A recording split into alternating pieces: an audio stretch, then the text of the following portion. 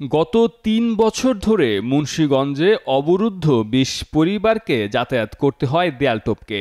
এমন ঘটনা সদর উপজেলার রামপাল ইউনিয়নের রঘুরামপুর ঈদগাহের সামনে। আমরা এখানে এই রাস্তা দিয়ে আমরা যাতায়াত করতে পারি না, ৩-৪ বছরের বেশি হবে। নজরুল মাল এই রাস্তা বন্ধ করে দিছে। এতে করে অসুস্থ রোগী বা গর্ভবতীদের দুর্ভোগের শেষ থাকে না। মৃতদেহ নিয়েও চরম বিপাকে পড়ছে অবরুদ্ধরা। এমন একটা অবস্থার মধ্যে আমরা আছি যে একটা মানুষ অসুস্থ হইলে সেই অসুস্থ মানুষটারে যে আমরা হাসপাতালে নিয়ে যাবো বা চিকিৎসা নিয়ে যাবো সেটা নিতে আমাদের খুব কষ্ট হয়। ভুক্তভোগীদের অভিযোগ, রাস্তা বন্ধ করে ২০ পরিবারকে অবরুদ্ধ করে রেখেছেন নজরুল মাল নামের এক ব্যক্তি। মহিলারা বোরকা পরে এখান থেকে আমাদের যাইতে নামতে অনেক কষ্ট হয়। এরপরে আমরা একটা ডাক্তারের কাছে যাইতে পারি না, কোনো কিছু করতে পারি না। ওনাদের জন্য ওনারা আমাদের রাস্তাটা বন্ধ করে রাখছে। বিগত ৩ বছর পূর্বে জমি সংক্রান্ত বিরোধকে কেন্দ্র করে রাস্তার প্রবেশ মুখে গেট নির্মাণ করে মানুষের যাতায়াতের রাস্তা বন্ধ করে দেয় বলে অভিযোগ ভুক্তভোগীদের। এতে করে বৃদ্ধ নারী, পুরুষ ও শিশুরা জীবনের ঝুঁকি নিয়ে মই ব্যবহার করে ৭ ফিটের দেয়াল টপকে যাতায়াত করছেন। এখান দিয়ে মনে করেন আমাদের এই রাস্তাটা দিয়ে ছোট বাচ্চাদের নিয়ে উঠতেও সমস্যা হয়।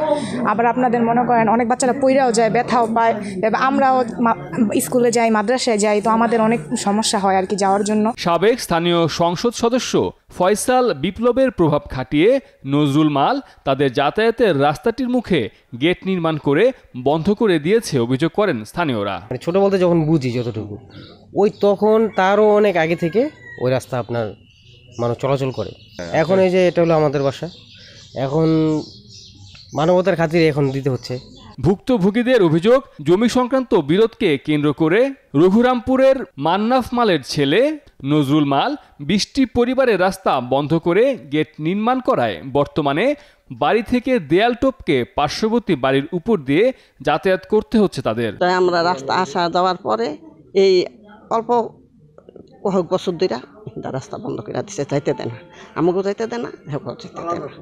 রাস্তা তালা তাত হয়, গেট লাগাতে হয়। এদিকে অভিযোগকারীরা মিথ্যা তথ্য ছড়িয়ে তার বিরুদ্ধে অপপ্রচার চালাচ্ছে বলে দাবি করেন অভিযুক্ত নজরুল মাল। এই গ্রামের মানুষ সবাই জানে, এদিক দিয়ে যাতায়াত করতেছে, এদিক দিয়ে সব কিছু করতেছে। শামসু মাল আনছিল ঢাকা থেকে অনেক লোক, আর ওই যে বিপ্লব রে আনছিল, কবির মাস্টার রে আনছিল। বাড়ির সীমানা দেখছে, সীমানা দেখার পরে দেখছে যে আর কোন সীমানা, দেখলো যে জায়গাটা পুরাটাই আমাদের। এই বিষয়ে তদন্ত সাপেক্ষে ব্যবস্থা নেয়ার আশ্বাস দেন মুন্সিগঞ্জ সদরের উপজেলা নির্বাহী অফিসার আফিফা খান। আমি জানলাম, আমি ব্যবস্থা নেই, তারপরে